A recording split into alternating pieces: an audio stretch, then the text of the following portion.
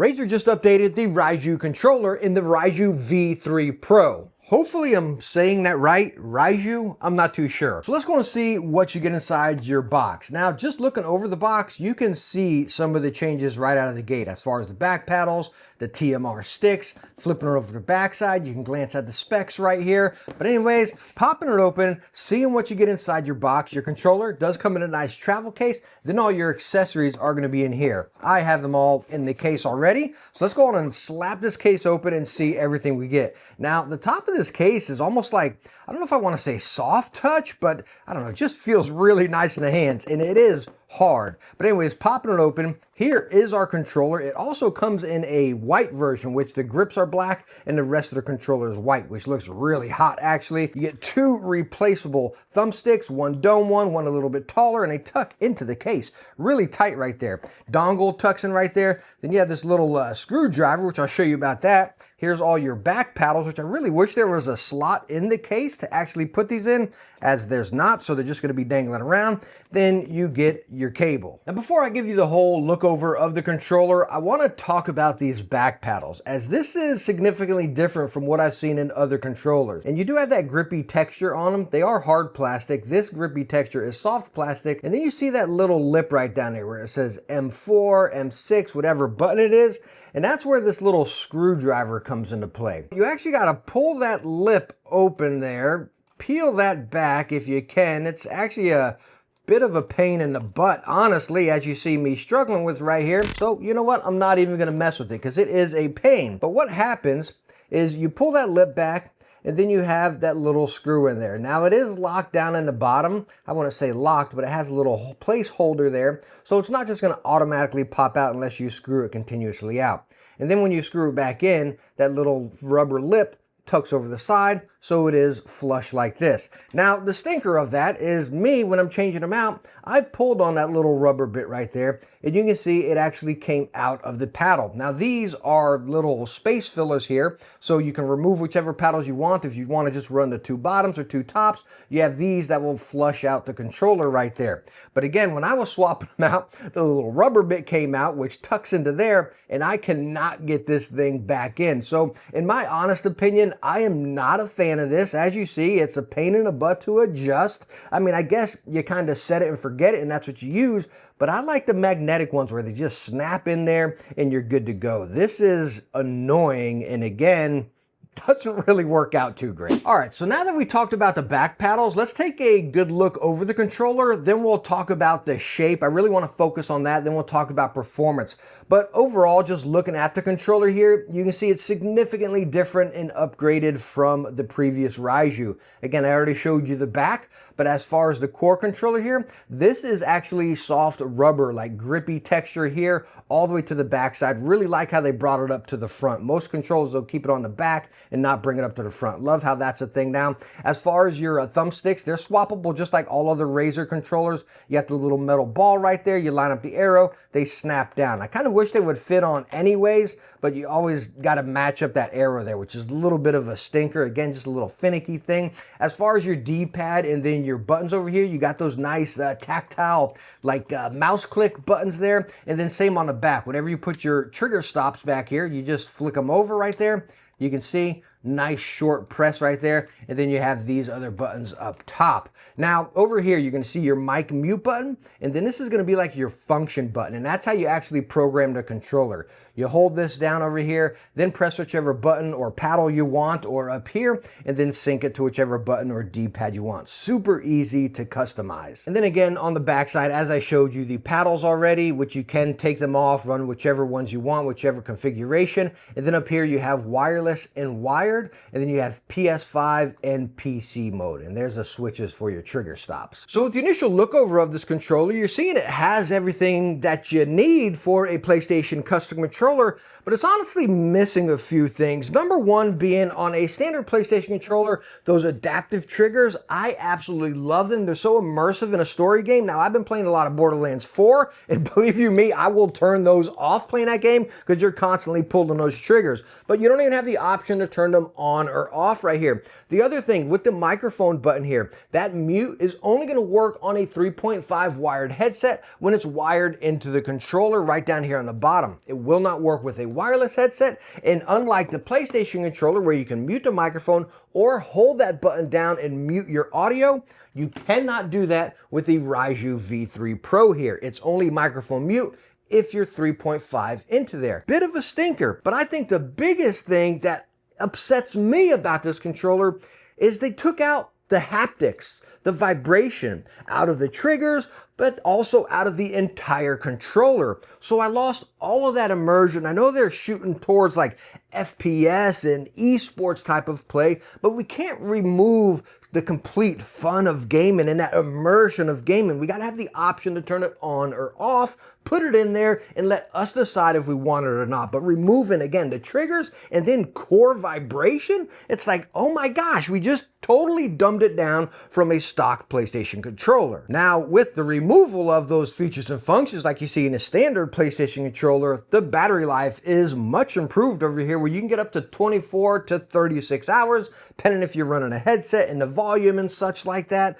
We know the regular PlayStation controller, the battery is absolutely horrible. So I guess if you remove all the cool stuff, you get longer battery. Now let's go and dive into the shape and actually feel of this controller. And I want to start off with the weight, because again, Razer is pushing this as like an esports type of controller, FPS type play, hence the reason of everything removed out of it. But it is incredibly lightweight. Like, it feels really nice in the hand. So putting it on the scale here, we're going to come in at 259 let's just call it 260 grams. That is again with all the paddles on the back, but that's minimal. As far as a standard PlayStation controller, we're coming in at 277 we're going to say 278. Now I really want to talk about the shape of this controller, and I'm going to be doing my heat signature test. If you've watched any of my mouse videos or my mouse reviews, you notice I do this here, and what it does is show those grip points on, again, where your mouse is really going to be touching your hand. Now this will depend if you got bigger hands, smaller hands, of course,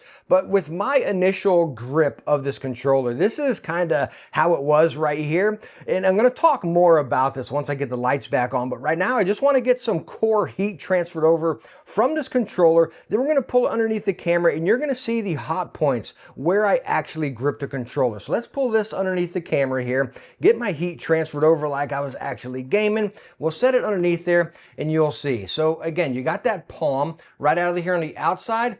If I flip it over, you'll see it on the underside where my fingers wrap around right back there, pretty much to the buttons, because those are the back buttons right back there.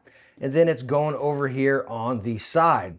So again, if you look at the grip points right here, you can see it's going up to the side around there. It stops right there and then stops down towards the underside. So what's going on here is I'm gripping it like this, and it's coming right down on the underside right there, and then towards the top is pretty much standard. Now, the one thing that's a little bit weird about this, if you saw it in the heat signature here, if I pull it up, is this bit right up here, you can see there's no heat. It's right down here on the palm portion. And what's happening is whenever I grip it with my hand, you can see I have this whole gap right up there. And what's a little bit different is, number one, you can see it's a little bit more plump than a standard PlayStation controller. It kind of goes straight right here. When a PlayStation stock controller is feels a little slimmer, but it curves in. Like, that's a big difference here. You see that curve on that one? And you see how this is pretty much straight going across. So with a core PlayStation, a standard PlayStation 1, your whole hand comes around it and just like engulfs it and just grips it. And in my personal opinion, it's very comfortable. I really like that. So let's get some heat transferred on this, and I want to show you what I'm talking about. We'll pull this back underneath there, get some heat transferred over. I'm up on the thumbsticks and up on the paddles on the back or the triggers. And then if I put this underneath the camera, you're going to see where my hand just curls up towards the top up there. Right up here are our triggers, but you can see back here we got the heat on the palm, then it's coming up over here to the side all the way on that back portion. And I don't know if it'll show anything different on the back side here, but you can see, again, we got a lot of that heat up there. So significantly different from a standard PlayStation controller where your whole hand comes around it, which I honestly like. It does feel smaller. As you can see, my hands coming up here a whole lot more. But again, I've just come to be custom with that, right? It feels natural. When this one, it definitely feels bigger, but I think what they should have done is rounded the sides out a little bit here. So again, it engulfs into your hand and it feels like a part of your hand rather than you're kind of gripping the controller like this. But again, that can differ person to person, what paddles you have back there, but that's what I caught with myself all the time. It definitely wasn't as comfortable as a standard PlayStation controller. And the other thing, as far as gripping this controller, is the back paddles just seem a little bit weird. You can see they're flush down towards the bottom and then they stick out here towards the top. Hopefully you guys can see that in the camera. There you go. You can see it pretty good there. You see they flare out towards the top right there. They're not rounded on the edge, so it doesn't flow real natural. But when you put your hands down here, as far as me, with my hand size, I grip down and then the buttons are pretty much right here on my fingers, like down towards the lower portion rather than kind of up here where I would prefer them, unless again I really just start clawing this controller and pressing with my buttons there. But me personally, I like gripping my controllers and coming down over like that. So as far as the shape and feel in the hand, it's definitely not for me. As again, I'm the type of person that likes that controller to really just engulf into my hand and it feels like a glove. It just feels natural, which is how the original PlayStation 1 feels, or the Xbox One even feels for me. I don't know, maybe it's just muscle memory, as that's what we're used to, but I can wipe that away because like the new Victrix BFG Reloaded or whatever this thing is called, you still get that same vibe right there. You got that curvature, fits in your hand. It just feels really good in the hand. When over here with the Raiju V3 Pro, it almost feels like I got a claw it. But again, that's personal preference. Your hands may be a little bit bigger and you may not like that type of feel. It may work for you, but for me, it just was uncomfortable. Now let's go and take a look at the app control, and then I'm going to show you the software on the PC. But as you see in this controller app right here, this is a pre-released version, an early test version. So again, it may change a little bit whenever the controller is actually released. But first thing you got to do is take your controller, and then you got your mic button, and then again that function button, as I showed you how to control it or to customize it, where you hold that down, pick your trigger, then press your button. But anyways, to sync it up to the app right here, you're going to hold both of those down until you see that light start to flash blue right up here. Should be a couple seconds. Bam. Now we're flashing blue. Let's go ahead and load up our app and it's going to connect. Now, as you saw that flash blue, this controller does not have Bluetooth. So I'm not sure, like you can't sync it up via Bluetooth. Let me be more specific right there. It just syncs to the app. So I don't know if they're blocking something or whatever. I don't know. But anyway, that's how you pair it. Now, as far as the app, hopefully you guys can see this right here just fine. You can see you got multiple profiles and you can actually hit that function button and then your D-pad over. So left and right to cycle through different profiles there. But as far as customizing the controller, you have all your options right here. You have your button mapping, which you can adjust right there. This is what I use for like Borderlands. And again, it's really cool. You can just press it and then select what you want right there across every customizable button. Now, all of this can be done right on the controller as well, so you don't need to use the app, but I love how simple it is. And then again, 4 different profiles for whichever games you're using. Thumbstick settings, you have over here, you got your dead zone, as you can see right there. If we move it around, well, it's doing the left one. Hopefully you guys can see that. And then over here, you have polling rate. Now, Razer told me it's locked at 250. Again, maybe this is just an early release. They said maybe that's a typo in there, but it says up to 500. But they told me it's locked at 250 for console. And over on PC, as I'll show you, it goes up to 2000. Coming down here, you have trigger settings as far as, let me get it on the right one so you guys can see it on the phone. But going over right that. Now, one thing I want to show you, now you can go digital analog and then as far as the adjustment there. But if I hit the trigger stop right here, okay, so triggers are locked. Again, hopefully you guys can see this through the camera. So I'm going to press it down and then it goes. I don't know which one it's trying to focus on, but you can see you got a little bit of play in the triggers, a very mild amount as you see right there. And I'm pressing, and then it'll go. So press, click. Press, click. So it's not like an instant press right there. You still got that button type of mush, which honestly, I prefer. I really like that. I know a lot of people might want that initial mouse press where it's just clicking to the point, but this, you still have that controller feel, which I personally really like. Now, coming down here, you got D-pad settings as far as 4 direction, 8 direction. D-pad SOCD. We've seen this on controllers with WASD, so I don't use this on controllers. Again, I'm not a competitive controller user, but really cool that they're implementing it there. Then you have power saving mode, and then up here you have all of your settings as far as the controller. But now let me take you over to the Synapse and show you some other options you can customize with the controller. So taking a quick look at Synapse, you're going to see a lot of the similarities within the app as far as D-pad customization, your button customization, as you can pick right over here, keyboard functions and whatnot. I think we're all pretty used to that. But what you're going to see different over here is the wired polling rate. You have 250, 500, 1000, and 2000. So you can go up to 2000 via wired, but on wired mode, again, Razer saying 250, but in the app it's showing 500, so I'm not sure if that's going to update or whatever. But again, wired, you can go 2000 over here. On console, it is locked to the lower ones there. This is just PC wired. Then you got your D-pad settings over here. You have your trigger settings. So similar to the app, it's just different that you can control both of them at the same time, whether you got one trigger left or right. You can adjust both of them at the same time. When on the app, you pick one or the other. Same over here with your thumbsticks. You got your power options. You got your calibration. So as far as customize the controller, I love the options that you have. Again, as far as saving profiles and the simplicity of mapping the buttons right on the controller, no app or software needed, but also having access to the app. It's just like headsets. I wish every product had app controls. So you can adjust everything like that without something running in the background on your PC or something. Or again, if you're on console, you can still adjust everything that PC users can use. I really love that. Now, just to be clear, if say you're on PC or you're in wired mode, even on say the PlayStation, you can't use the app. Once you flick the switch back here from wireless to wired, it automatically closes the app down. So you have to be in wireless mode for that to actually work. But I want to dive into actually using it in more or less the performance of the controller. But first thing I want to mention is the dongle. So you see it is a USB-A dongle, if we can get some focus right here, which is a real stinker. Myself gaming on the PlayStation 4 Pro, on the front your ports are USB-C. I don't know what it is on the previous PlayStation. Maybe you got an A and a C.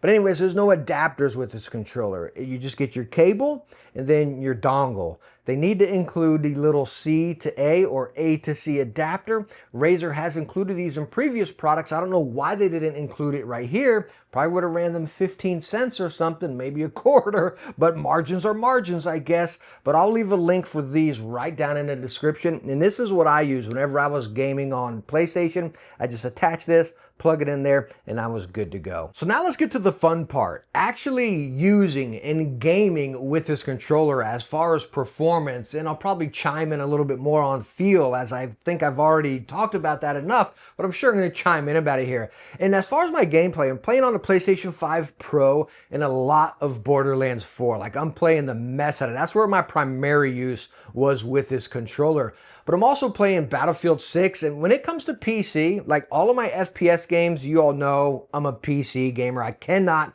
play FPS on a console and with a controller. I did try it here, and again, customizing it on the fly and the usability of it while playing Battlefield 6, it worked, but like, there's no denying, I am horrible. I absolutely suck at controller with FPS. That's console or PC, right? When it comes to FPS, I have to be keyboard and mouse. I just cannot do controller. But again, going over to Borderlands 4, I had a pretty good time. Again, after I got used to that awkward shape, I did enjoy using it. Being able to, again, put my med kit onto one, I'm saying med kit like Battlefield 6, but my little healing thing onto a paddle right there, and then my ride and jumping and sliding and stuff. It really worked out pretty good, but I felt like I was still missing something. Not like the adaptive triggers, because again, even using a standard or PlayStation controller, I turn those off when playing Borderlands, because you're always on those triggers and your fingers just get tired. It just got annoying, you know? You want those when you're playing like Last of Us or Uncharted or something like that. But I still wanted that rumble, and not getting the rumble with this just took away a lot of the immersion, as corny and cheesy and basic as that sounds. But I want the vibration in my controller. Give me the option to turn it off. Like, what are we doing? Just talking about the weight reduction? Are we getting like mice? How mice have become? Or is that now going to be implemented in controllers? Like, they got to be lighter weight. So here they are, they're lighter weight, and now we're going to boost up the price. I don't know if that's the direction. I think that's ridiculous. I like to see my features packed into my tech, and the PlayStation controller is awesome. Removing that stuff just removed some of that experience whenever I was gaming, and that was a real bummer.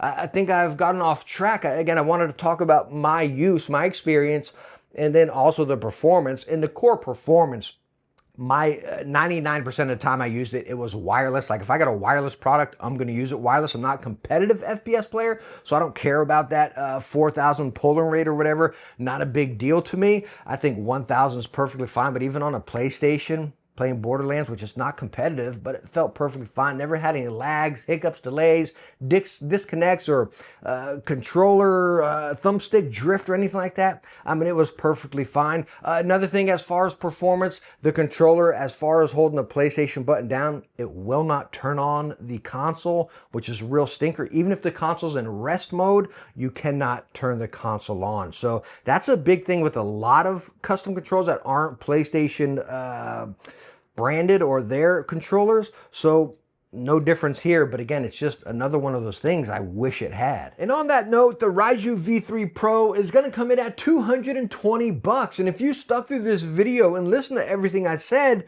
it's just not a controller I can recommend. I feel like it's dumbed down, and maybe I'm missing something, or maybe I'm not the market for it here. Is this for a competitive FPS player? Are we going the route of gaming mice where it's just lighter weight and more simplistic, and that's what people are looking for? I don't know. Let me know down in the comments, am I missing the market for this? But again, the PlayStation controller is so feature packed, and we like those features in it. Give us the option to turn them on or off. Now, again, we see that in a lot of PlayStation custom controllers. The Victrix BFG Reloaded here, same thing. It removed the triggers back there, or the adaptive triggers. You don't have any haptics in it. So we see a lot of that. But again, talking at $220, heck, you're pretty darn close to an actual custom controller, like one from AIM Controllers. Now, this is an Xbox One, video coming on this soon, but when you're talking dollar to dollar, it's like, why not just build your own custom controller? And that's just scratching the surface as the controller. I still think there's other things I would like. Again, as far as the back triggers being easier to replace.